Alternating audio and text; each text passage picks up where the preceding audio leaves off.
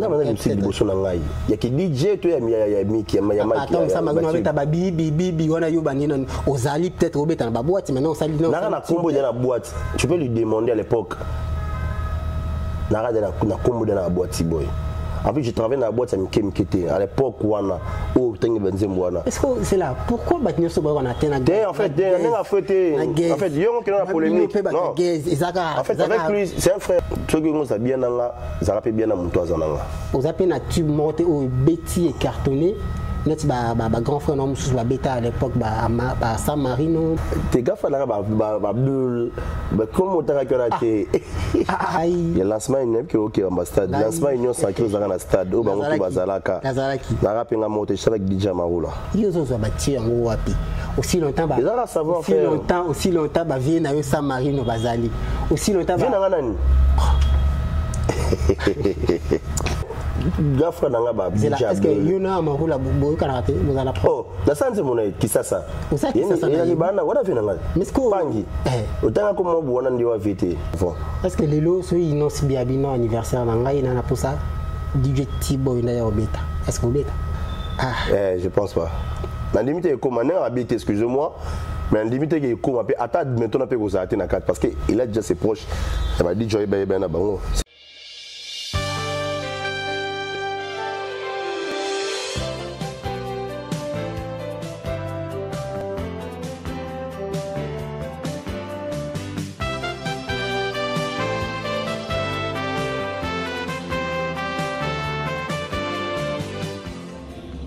Eh bien, nous bénéficions de votre curiosité parce que vous êtes bel et bien présents sur la chaîne Bongania Media. Mesdames et messieurs, c'est un immense honneur pour nous de voir les personnes qui nous aiment réunir aujourd'hui, d'autant plus que la distance et les occupations me rendent quand même ces moments de retrouvailles un peu plus joyeux et fructueux. En guise de cette reconnaissance, parce que vous êtes bel et bien fidèles à nous, moi qui ai les monopoles de la parole au nom de toute la communauté Bongania Media, je vous dis un sincère merci. Mesdames et messieurs, bonjour et bienvenue à notre édition de Mission La Vie à Kinshasa, présentée par Lunaire Goncho, assistant conversationnel de l'intelligence artificielle. Après plusieurs jours d'attente et de stress, le moment tant attendu est arrivé. On peut bien dire que le grand jour s'est levé et Dieu nous a visité, la mort a disparu. Nous guettions son retour et nous nous plaçons à proximité de son chemin parce que l'actualité nous oblige de venir vers vous suite à la passerelle et le relais des actualités dont vous avez besoin. Raison pour laquelle nous avons invité pour vous celui qu'on appelle Akamaster, DJ T-Boy, c'est le DJ officiel de Gaz Maote. Beaucoup parmi vous, il y a Azali Bongo, héros dans l'ombre. Avec lui, nous allons pouvoir développer, noyer, parler beaucoup plus de l'actualité, mais beaucoup plus sur sa carrière musicale. Alors, on va prendre cette transition, on va nous balancer l'élément. Nous allons voir le savoir-faire de l'artiste et puis nous nous retrouverons tout juste après.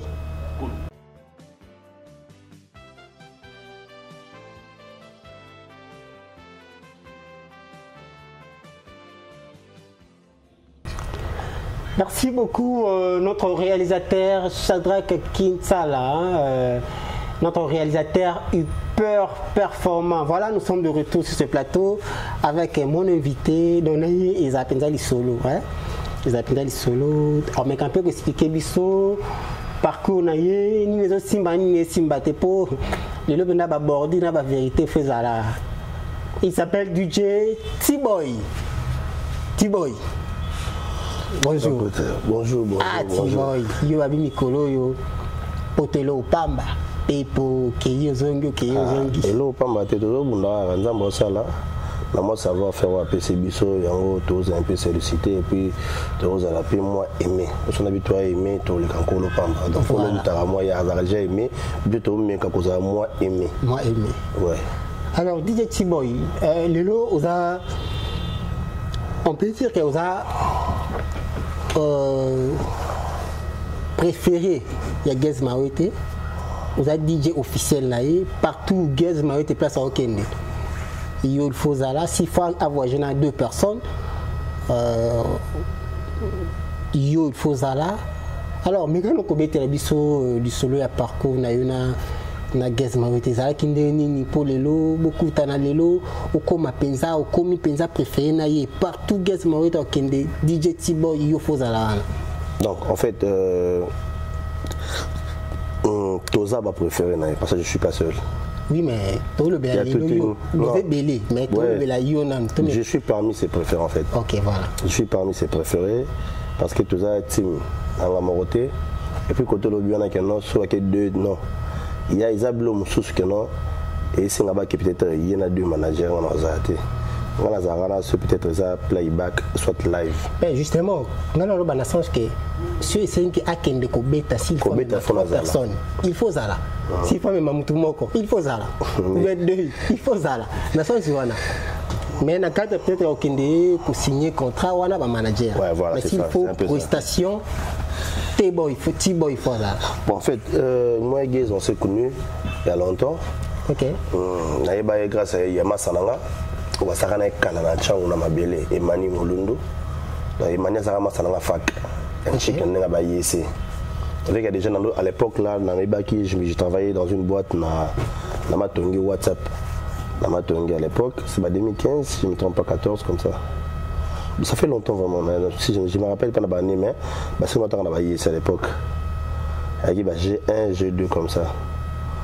Moi, ça y est là, il y a un frère, tout ça vu que c'est un ami d'être organisé déjà dans la base.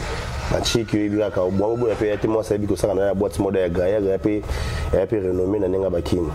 Ah, la soirée, côté là, tu vas nous faire un projet à venir. La soirée, pas il y a vendre tout patché, quand il y a moi, moi, chicha, moi, tu développer tout ça, un projet. Voilà, tu as au bout de la promotion, tu as bon. Tu as au bout de la promo, tu as piqué, tu as bunda pas. Donc, best of the best. C'est Gez Mawete beta bamukolo zoba bozaka les gens ensemble. Déjà. OK. Pas tu es best of the best. À partir de best of the best, il y a côté Manoir, sur Tikaline, un terrain pour sensibiliser fans, faire la promotion dans des boîtes pour y promotion marketing d'abord promotion marketing je sais pas parce que c'est dans la BOB genre il y a propagande dans Koloba beaucoup de marketing il y a genre pour pousser votre voter on a tout le monde va dessiner la boîte bien bas short bien bas flyers de qui type dans la boîte puis là qu'elle a tout motivé battre tout dans la table vu que d'être balade ba combo ba ti bord ba séance tout ça monde va combo sur la boîte au côté ba flyers pour voter mon na biso botsa poa yebi na beka ba boîte ba fiche neta mbolo tout bunda pina na terrain nzambe alors la biso Simba il on a gagné best of the best et puis tant ba bimi a boka Paulina et puis au baby ça va donner ba olengi nyoya après ba maîtresse ba game over ba ninga likuba ba petit ma tellement belle après wana comme ça c'est un jeune qui est bourré de talent ba projet naé banze moné kota ba frontière belé kota ba continuer belé ndia ako kokoma solliciter un peu partout puis il y avait des productions il y a des bandes qui et voilà avec nous comme on a été patient nous avons soigné avec lui tout un peu que toujours chance au Kenya ba poto grâce naé mais est-ce que si le groupe est à 7 mois place wana parce que c'est moi comment appeler na carré club est-ce que parce que baloba que non T-Boy aïbanana Gez Mawete tant on a qui penda DJ na carré club non c'est pas ça même hier à Sobotunya à Boya parce que nous quand on se connaissait à WhatsApp le patron à boîte on a saisi Azara Libanais Mohamed One Love il peut être propriétaire à boîte pour la ville à Kinmazia 8 à l'époque donc même hier sur Sobotunya à Boya nous on se connaît à WhatsApp naé carré déjà to yebana ki déjà to ça m'a déjà peut déjà to bandi déjà pe ni naé carré mais est-ce que au bandi ko mélangeant des ozana carré ozana na Mawete ozana carré ozana Mawete est-ce que bandi non en fait avec lui c'était pas aussi chaque jour chaque jour monsieur Zaki contrat à soyer peut-être booking mob déplacement mob mais vu que déjà dans ça là que je travaille avec lui voilà j'ai couru dans ça la lettre et a mise en disponibilité la côté bon peut-être dans ça 3 jours 2 jours 4 jours 5 jours donc au moins que aux absents mais les absences justifiées bah yebi cause d'absence dans un déplacement tu vois donc je le faisais à chaque fois que nous avons la production moi il y a le bande à payer ceux qui tous na invitation mon ndenge ya kin awa ndi ya ba boîte ba nive ba tu vois dans ça ba privé là aussi je signale donc ça boula ba tout ça veut pas dire que comme je travaille avec lui que na ça on a ligne non. OK ba bino ba base ya gaz mawete bo kana tena ba base ya inosibi bango nde ba base nyoso ma owana bango nde balinga ba base mawete te mais que ça nini problème ngo za la nini problème za na ngote biso to problème te je sais pas si aux émissions dans moko non mais tant gaz mawete ayela ka inosibi na biwan yo poza ayela ka yet na ndenge bino bokenda na ngote na habite ça nous ayela ka parce que il commence déjà des trop en fait non mais ayela qui na ndenge ni ayela qui na ndenge non to vanda to sur la si ya quoi na émission ya bateau ya invitation moko oloba mabe na ngato tu m'incites dans des émissions OK tu gaffes souvent dans des émissions mais on a salué c'est bon critiquer na bongi c'est critiquer dans les émissions bon critiquer ouais c'est le mot qu'il fallait critique non critiquer na mtu na ibi kena na problème na ote na finga na critique pe ote na gafela ote na finga ote comment ça se kolekela nga ouais ya za jeune le roi mais comment il y a la missionnaire à fuka moi crête morning ça gata ke mbali ya photo kata marambo fa yebisanga ke likambo nga kanoni yango bokendela yemba parce que mbali nde fo na yo pe na délégation tetango yo linga kotonga nga sama mkongo nga sona nga tout vérité c'est ça un très nom kotonga nga sama mkongo ten ke na yo ka tonga ki ngate yela nga fara c'est quoi les problèmes est-ce que lelo tokolo ba ke donc ba leader na bino bazala na ba ranking bino pe ba proche na bango donc bokota ba ranking wana bo pensala te un jour le longa pe na kobeba na gaz mawete lobi pe na ko kende pe pa inosibito pa gaz fabulous pe simbe na net yo za DJ mo za célèbre le lope na mawete ko simba te ale OK non pe pas fabulous komi pe na ye et tous ce sont des frères. Ce sont des frères. En fait, il y a que mutana kwa ni osala cop nae na ndenge ya linga na ndenge ya yebeli. OK. Il y a que ils balabala au mabo que non so linga lo bana la vérité je peux dire. Donc yo linga nga to bombelanga maintenant quand on peut battre mususu. Et à part ça aussi s'il y a un problème, s'il y a un truc qui ne marche pas entre deux hommes, il faut se le dire. Et que les ngati quand na kunda lupin soit dans les noirs moi bolo baté mais et comme la on a mato yo donc on a d'abord un jeune sans esprit, tu vois. Et là on a sensé. Nous tous on fait l'honneur à Congo, on fait l'honneur à la musique congolaise, on fait l'honneur à la musique urbaine. OK. Donc on va souvent dans l'étranger, il y a des Davido Whisky. L'autre fois j'ai vu même Davido Whisky bah croiser la boîte. Donc tu vois, au moins la culture a vraiment évolué. L'autre fois il y a pas longtemps on a vidéo bah ça qui barré ensemble, tu vois. Donc on a vraiment culture a un peu évolué parce que bango va travailler na boule ya mboka. Pas pour sa culture na bango en avant. Est-ce que les lots ceux ils n'ont si bien bino anniversaire na ngai na pour ça DJ Tiboy na ya obeta. Est-ce que obeta? So ka bengi so ki te ono yo si ya benga na nunga te admettons que ça les bongo et créer te place yo za la kana mawete que bete la inosbi mais ça la dit ne paye te admettons que na limite que idée pe comme on admettons na pas na limite bo na limite et comme appelle parce que ça appelle la proche ça va dire je pense pas je pense pas na limite comme on a habité excusez-moi. Mais en limite que comme attends maintenant on peut vous arrêter na 4 parce que il a déjà ses proches ça va dire Joy ben na bango c'est pas seulement Thibaut qui est plus meilleur je peux dire mon meilleur té mais nazo lingane na comme meilleur mais nazo meilleur té Thibaut tout maintenant li solo a manifestation belé ezo za ke ba konzambo ka bazali tout le monde a dit Thibaut na 4 l'investiture il y a président de la République na stade des martyrs ngakut na zaka wana musika na kamina na Shadrack na caméra musika mais pas le quoi pour dire mais Thibaut bien Nicole kolo wana benda donc yondo za ki benda à l'hôtel parce que ba surtout à côté on est du Thibaut tout monde a eu ba manifestation et yo monde komi penza on dirait est-ce que ça gaz ma ouais t'es branché tout ça ba botika geza bata vanda pe mape Boutiga a travaillé dur, a travaillé dur. Circuit wana, Boutiga parce que tout le bien membre la police sima. Tout le bien membre la police sima. Aux un album t'es na marché. Single bon tout le temps la police t'es aux appels à tube monté au Betty et cartonné. Net grand frère non sous la bêta à l'époque San Marino non pardon DJ Marula et autres. Fadija Marula ok c'est ma grand frère. C'est ma grand frère non ça là. Tes gars là Abdul comment tu as raté. Ah non. Moi je comprends pas. Et grand frère nanga déjà. Est-ce que Yuna Marula boy kana raté vous allez prendre. Oh, la santé mon qui ça. Vous savez qui ça. Il y a bana wala fina ngai. Mais ce que bangi. Utanga comment bwana ndio wa vite. Samarino longola.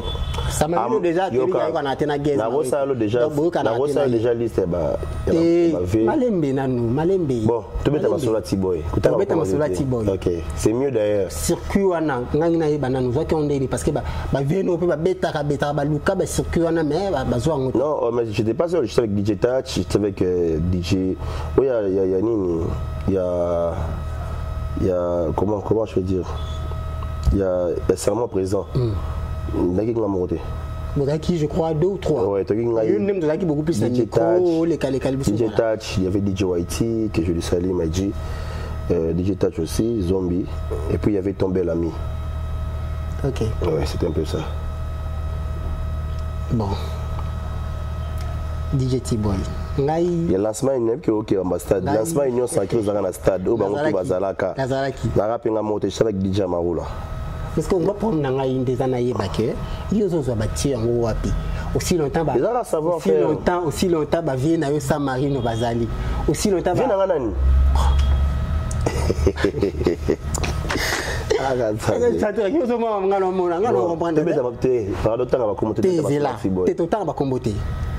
Aussi longtemps ba oyo ba banda liboso na bazali na banda liboso na ngai ya ki DJ to ya miki ya attends ça magno beta ba bibi wana yo banina ozali peut-être obeta na ba boîte maintenant osali non na combo de la boîte tu peux lui demander à l'époque na combo de la boîte boy. En plus, je travaillais dans la boîte à l'époque où est-ce que c'est là pourquoi Batinyo Soba on a tenu en fait il y a une polémique. En fait, avec lui, c'est un frère. Est-ce que vous là? Ouais, on parlait même non, je me rappelle plus, mais non, dernière fois, on a eu marche académique, la Shark. OK. Dernière fois, vu que mon show fana presté, salut. Au poste ici là mais j'ai plus son numéro. Donc il y a numéro été donc comment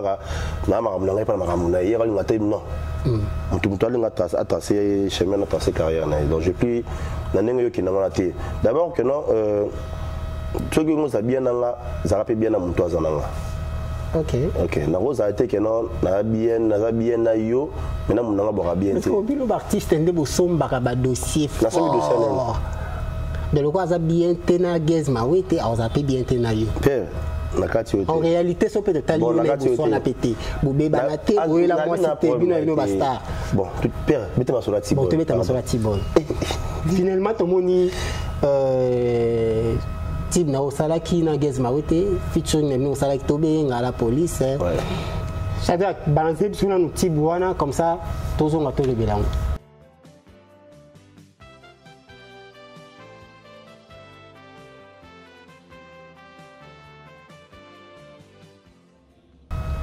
Type Oyo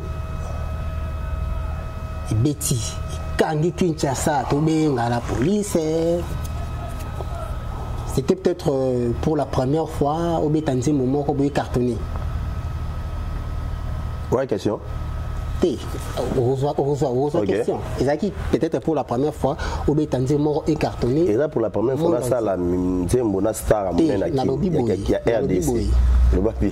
Té na Star amené au Bétanzé Mona Samarina na Amarula César ali bosso nzembo té on a vu na ngai ya la police, c'est ça non? Ouais, mais cartonnant qui c'est cartonnant. Mais kolobate que na Star amené pour wana seko kitisi Amarula.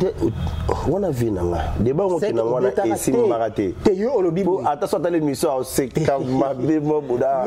Ah on veut attendre tout c'est carrément. Eza featuring à liboso ça.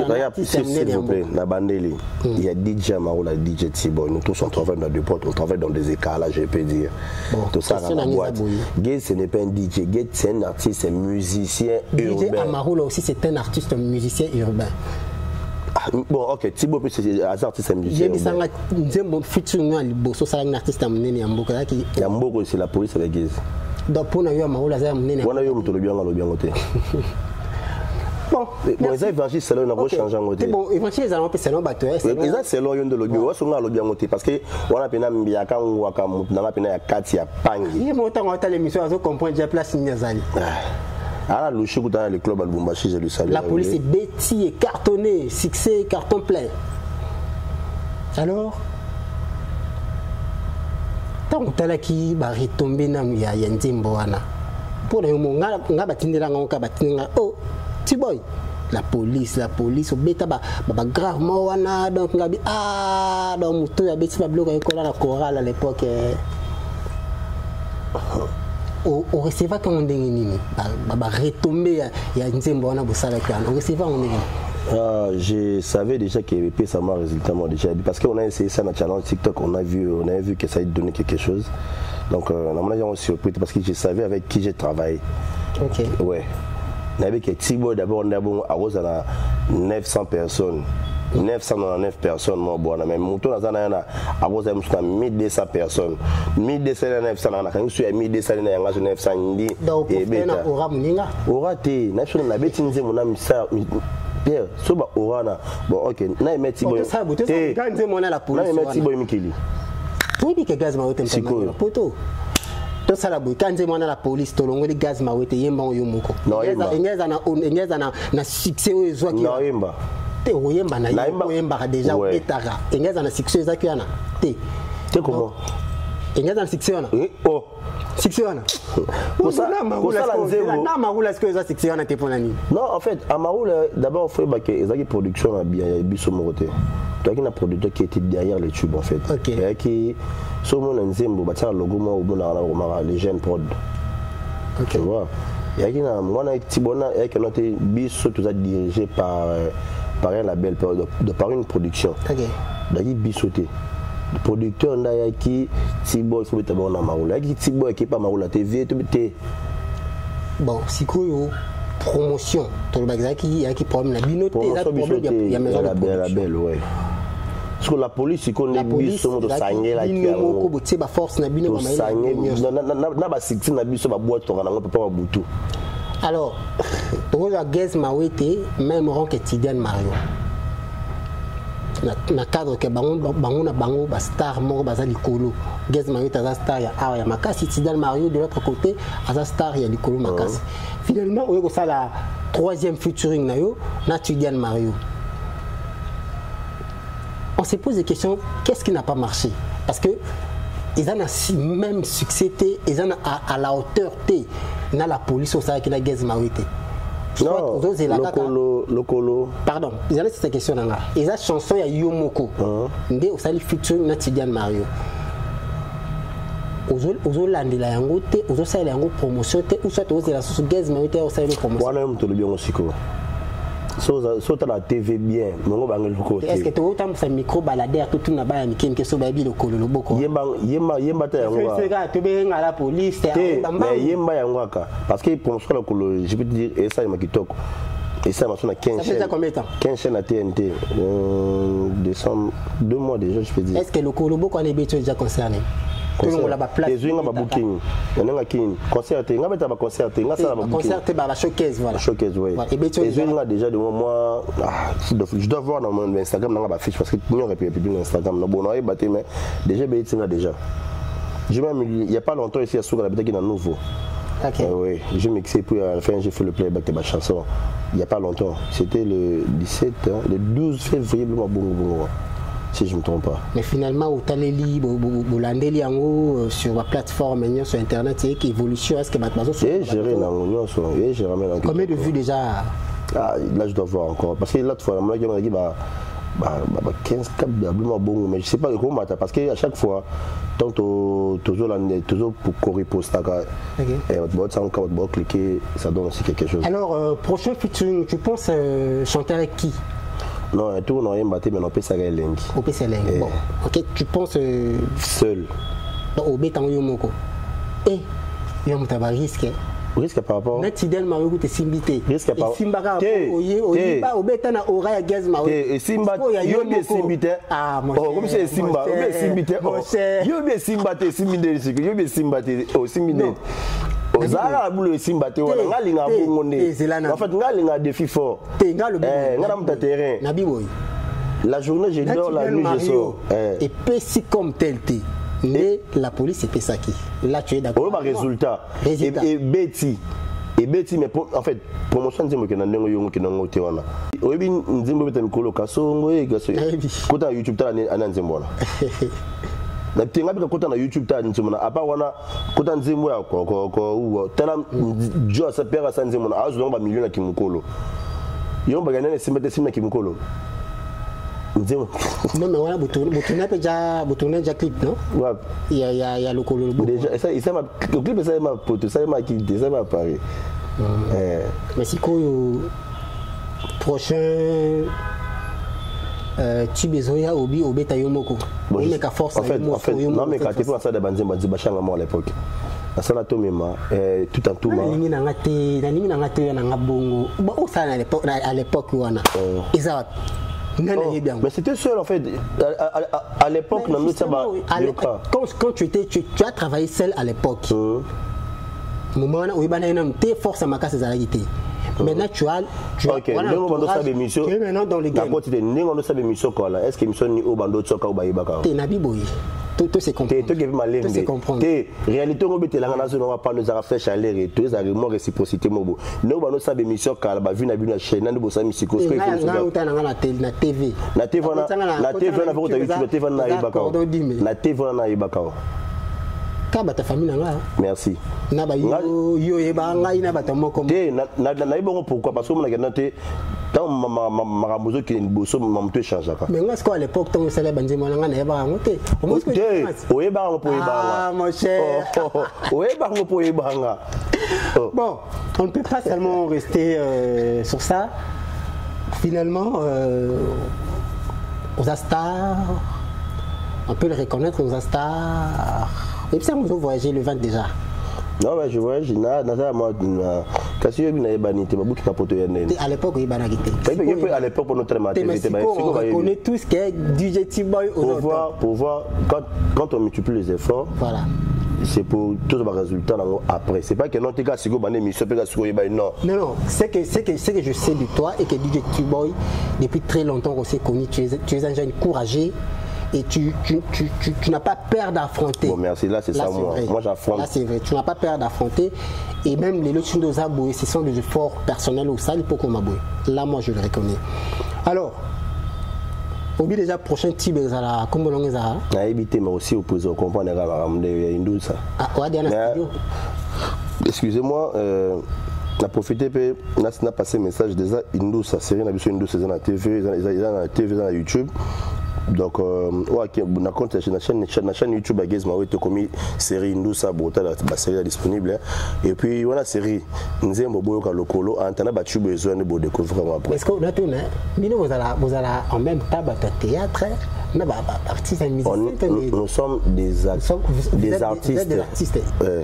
Nous sommes des artistes. Donc d'abord peut te rocher mais tu vas peintre. Et puis ça change fort.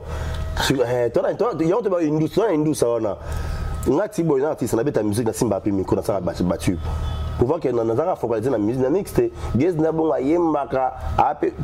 Si moi je vous dis que Indou ça a été réalisé par lui-même. Dans la série au moins la réalisation déjà Gez Mawete c'est un artiste conformé, il a beaucoup de talent et bourré de talent en fait. On a il a beaucoup de talent. Il est au côté d'un instrumental moi Siko Nzembo ibité a improvisé sur place. Il sait Siko bien ça pour ni batba en église catholique bazala batin belé babino bagez Mawete. Là je le reconnais. En fait moi si c'est pour parce que moi je suis pas un chanteur, pas de clair. Je suis un animateur. Tu es un animateur. Oui, j'ai pris le goût de l'animation dans Ninga paroisse. OK. Ouais, parce que tu rappelles Jiping l'animation. ils a chanté, ils a animation, beau pesandi luyalo, yango jiping. Donc nga na école, si on a vraiment courage, aussi ma micro devant les gens, na boîte écrit bazon ici, na mimi bango ba tomo, ba popo bilamba, c'est grâce à ma paroisse. Là je dois vraiment il faut signaler, informer les gens là-bas que ça ancien Moulumba. Théo, l'émission tu n'as les gars, que lango son temps, je fais Moulumba et puis na oumeli puis na rôle na makasi. Donc je suis encadré l'église catholique Mouloum en plus le groupe qui est en noir. Là moi, je l'ai dit clairement. Disait Tiboy. Les abats parcours là. PCBISO programme ça comment tu dis déjà que le 20 on est à Paris. Ouais, le 21 on a beaucoup ta chez beaucoup ta ils a Blanche. Le 22 on a la maison B, on appelle ça boîte à Paris on a donc et puis après ça on est Paris tour 1 programme tour DPE à Paris on a c'est ça. Donc il est les 20 bon Nazara ba tourner. Na yebi note nazara ba tourner. Pour na c'est ça tour 1. Ba tour 2, mbo rappeler banité aux amsuka na Paris. Tu pars seul, tu pars pas avec gaz man. Non, na ke ba on est ba booking na en fait. OK. Mais ils a booking ya ngama ko Tiboy. OK. Mais ce qui na ko ne poto c'est grâce à lui. Là on sait ouais, on doit pas être ingrat to ko ni yango te sina comme pe que Tiboy pe ba beng Tiboy moi parce que visa o ils ont na carte ça passer pas on a visa o yenda PCR. Ils ont visa combien de combien. Voilà toi tout en TVT bon il va voler ça va passeport. Là tu en TVT mais sur la visa c'est grâce à lui. Donc alors, merci à beaucoup à Gezma Nous sommes à la fin DJ Tiboy un mot pour le téléspectateur et le fan au Balinga Pao de loin ou de près, peut-être Bazoatan, comme sur un message, quelques mots, nous savons. Ouais, pour contacter DJ Tiboy, Nabato tout Balinganga, Makasi, tout Makasi, tout Auto Linganga. C'est DJ Tiboy Akamaster. Donc, si tu as sur le on a Facebook, Instagram, TikTok, DJ Tiboy Akamaster. Tiboy c'est T très d'union et puis boy. Donc, sur on a Instagram, Nazali, na TikTok, Nazar, na Facebook, Nazar. Donc, aujourd'hui on a pété et puis on va bien causer. Donc, c'est un peu ça. Et puis, juste à vous signaler, le colo de dans le terrain.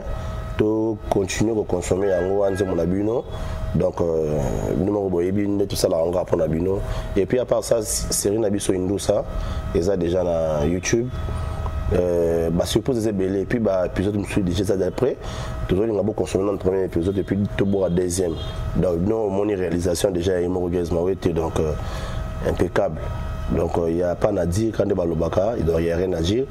Donc consommer bablo à Gezma ou DJ Tiboy à Zapé Pimenouana donc ça la ramara qui tord on est besoin de yango. Mesdames et messieurs, merci beaucoup. Nous sommes à la fin de notre émission. Ça a été plaisir pour nous de recevoir pour vous DJ Tiboy, le DJ officiel des Gaz Mawete, déjà à ce programme à partir du 20 à Paris pour les prestations qui le concernent. Et ça, il y a Tim Nabangote Meza, il y a Yemoko avec sa carrière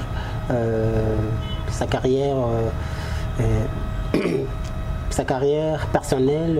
En tout cas, déjà, je dis merci à notre réalisateur Kinsa Lachadrak, notre réalisateur hyper performant. Merci également à Dimitri Bongana, les coordonnateurs. Merci à celle que j'appelle Divine Sei depuis Kassai. L'incomparable, merci également à notre partenaire officiel K-Square, un droit moko pour nos responsables. Donc, vous avez pour ça, un cadre moko bien respectueux, vous allez la singleton, vous allez accompagner K-Square, tous nos téléspectateurs et surtout, n'oubliez pas de vous abonner, abonnez-vous massivement dans cette chaîne Bongania Media. Dites-nous qu'est-ce que vous pensez, donnez des conseils à l'artiste, commentez, aimez, partagez. Merci beaucoup. DJ, en tout cas, nous vous remercions d'avoir répondu présent à notre invitation. Merci aussi. Bongania Media, merci à toute l'équipe. Donc, plaisir, il y a trop. Il y a un cadre qui toque au K-Square, donc on a mon confort et ça, donc plaisir à vous. Naïbi qui s'occupe à thé, pour le développement solo Moussous, donc je suis là ouvert pour tout le monde. Pour la Kobeta Masolo, Koluka Koeba, Tamina Simanakati, Libanda, tout aux anabiso. Ah ouais. Dédicace à Bassin. Salchour, Auto-République, mon boss. Junior Likeling, Ultraford, toujours le sénateur à vie, mon sénateur. Donc, Bato Batsara Tiboy, Aka Master Force, Hassan Konde, le Big Manager, Monsieur Stéphane Monet, donc Boyebi, Pati Kofo, aéroport international Michel Moukengeshaï, donc on est ensemble. Bato tout na bosani na ona yebi do Boyebi zebi so on liste a émission bato aussi la té donc bino tout na lera bino na sa bien mtema donc ça bino pas moyen donc on est ensemble. Alors, merci beaucoup. Le prochain rendez-vous prochainement. Allez, bye. Yango.